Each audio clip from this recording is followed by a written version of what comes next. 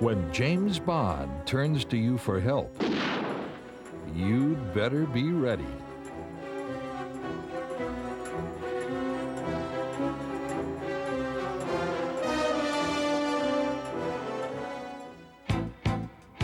For the climactic chase scenes of License to Kill, starring Timothy Dalton as James Bond, the producers demanded the most difficult and dangerous action road sequences ever filmed. They turned to world-famous stunt coordinator Remy Julien to create them. And he turned to Kenworth for help.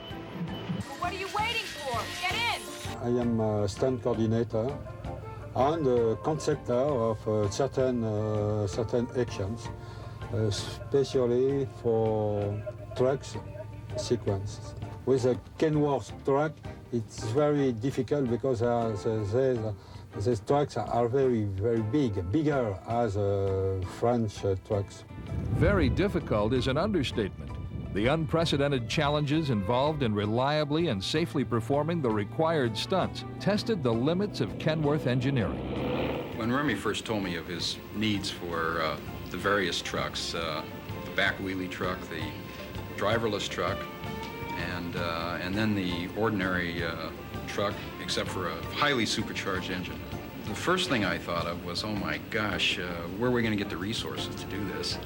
But the second thing I thought of and continued, I think, to think of more was, this is going to be a lot of fun. The trucks came out of the factory more or less like normal trucks do, and I think the first stop was the Detroit diesel dealership, Emerson, where several of them had new turbochargers and new injectors put on to get the horsepower that we required. Then the trucks, at least the back wheelie truck and the dual steer truck, went down to Truck Weld, where they were modified. The back wheelie truck had to have its suspension put on, that rear false axle, and it also had a new front axle put on it there, I believe. The dual steer truck had quite a lot more done to it down there, and virtually all the dual steer equipment was installed down there. Quite a large job. We also recruited Mo Beringrude from the Seattle plant, who did the design, really, of the dual steer truck, and that was a monumental job, really. A lot of the things that he had to do had not been done before, as far as we know. And in fact, talking to Detroit Diesel, for instance, on the electronic engine, nobody knew for sure whether you could control the engine with two throttle pedals independently of one another, which we had to do. And he had to work out shift linkages and clutch linkages and steering linkages that we'd never attempted before. And Mo, being a very meticulous and detail-oriented person, just did a fantastic job. He even published an instruction manual for that truck and sent it along with the vehicle down to Mexico. So he did a very complete job. It was an excellent effort on his part. And when that was all completed, we took him back to the Seattle plant just to show the plant folks, I think, one day, and gave them a little bit of an idea of what happened to those trucks that left the factory a few weeks ago. And then loaded them on, two of them, on a lowboy trailer and took them down to Mexicali and delivered them to the film folks. The three principal stunt trucks were named Pamela 1, 2, and 3, after the film's heroine. Kenworth Mexicana provided critical on-site support during the many weeks of shooting. Trucks have been used in a few films, haven't they? But I don't think in this style. I mean, we have this convoy of these huge vehicles, which are used to transport dope, and mixed in a very clever way. And of course, Bond has to pursue this convoy and destroy each truck one by one in a different, novel way. In his inimitable style, James Bond commandeers one of the trucks. With his hands at the wheel, he and Kenworth saved the day. In the sequence we have here at Mexicali, we're using Kenworth trucks. Remy Julien has had them specially prepared by Kenworth to do the type of thing he wants them to do. One of the stunts is a back wheelie where the truck goes up in the air and drives through flames without catching fire.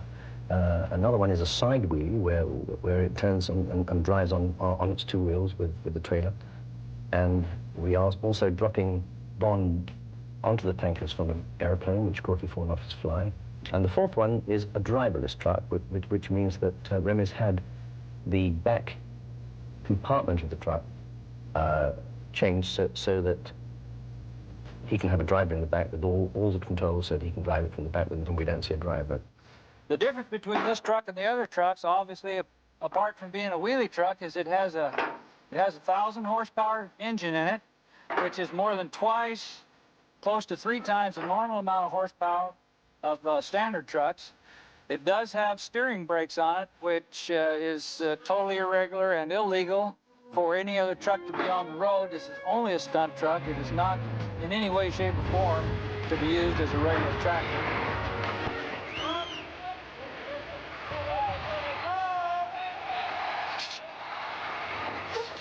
The trucks not only had to perform the impossible, they had to do it again, and again, and again.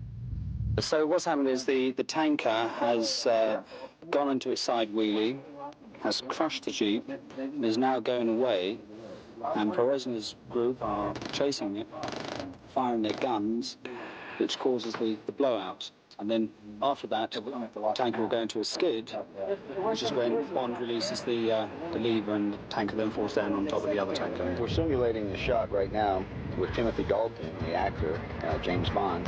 He's on top of the tanker, and I'm approaching it, doubling for Pam, and as I approach, he's waving me off, telling me that he doesn't want me to pick him up.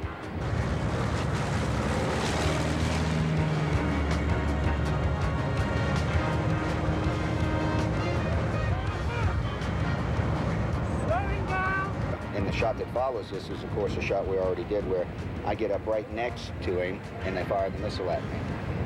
And when they fire the missile at me, of course, we have all kinds of explosions on the airplane and it goes crazy.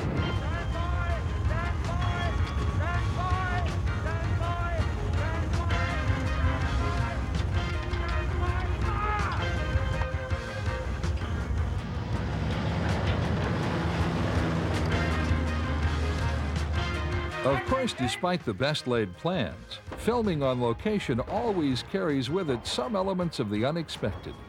If the film crew doesn't get their lunch served on time, they can get a little surly. Yeah, what happened apparently is that craft services, the people who deliver the lunch, were a little late, and that annoyed a lot of the crew. And so some of the guys driving some of these big prime movers just sort of knocked the catering truck over the hill. It's going to be a hassle to explain it to the Mexican government.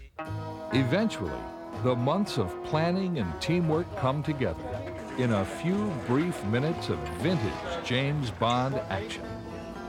And because he is the best, and everything he uses is the best, James Bond emerges triumphant once again.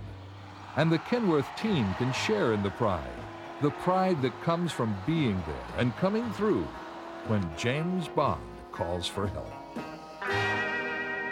Looking back on the project, it was a lot of fun. I think that all of us, from this vantage point at least, really enjoyed it. We learned that trucks can do all kinds of things that we never thought they could do. Maybe only Remy knew that, I guess, in the beginning, but it was a bigger project than we dreamed it was when it was first explained to us down in Mexico City. It didn't seem that big and that complex, but it was it was quite an experience all the way around. So I'm proud of Kenworth. I'm just glad they asked us, and they couldn't have gotten a better job anywhere.